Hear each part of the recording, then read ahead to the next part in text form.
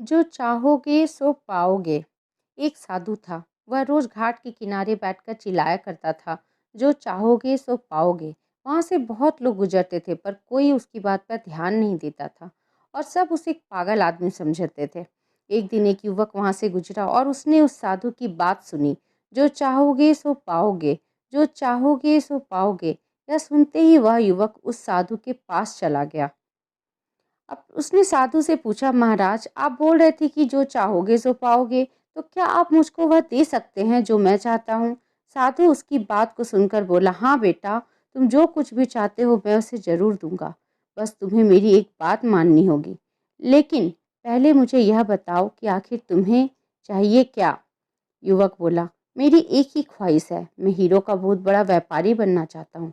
साधु बोला, कोई बात नहीं, मैं तुम्हें एक हीरा और एक मोती दूंगा। उसे तुम जितनी चाहे उतने हीरे, जितनी चाहे उतनी मोती बना पाओगे।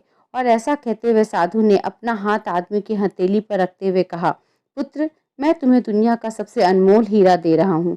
इसे लोग समय कहते हैं। इसे तेजी से अपनी मुट्ठी में पकड़ लो और इसे कभी मत गंवाना, और इससे जितनी चाहे उतनी हीरे बना सकते हो। युवक अभी कुछ सोच ही रहा था कि साधु उसकी दूसरी हथेली पकड़ते हुए बोला, पुत्र, इसे पकड़ो, यह दुनिया का सबसे कीमती मोती है। लोग इसे धैर्य कहते हैं। जब कभी समय देने के बावजूद परिणाम ना मिलेंगे तो इस कीमती मोती को धारण कर लेना।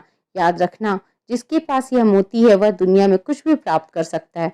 युवक गंभीरता से साधु की बातों पर विश्वास करता है और निश्चय करता है कि आज से वह अपना समय कभी बर्बाद नहीं करेगा और हमेशा धैर्य से काम लेगा। और ऐसा कह सोचकर हीरो के बहुत बड़े व्यापारी के यहाँ काम शुरू करता है और अपनी मेहनत और ईमानदारी के बल पर एक दिन खुद भी एक बहुत बड़ा हीरो का व्यापारी बन जाता है। तो दोस्तों, समय और धैर्य वह तो हीरे मोती हैं जिनके बल पर हम बड़ा से बड़ा लक्ष्य प्राप्त कर सकते हैं। इसलिए जरूरी है कि हम अपना कीमती समय बर्बाद ना करें और अपनी मंजिल तक पहुंचने के लिए धैर्य से काम लें।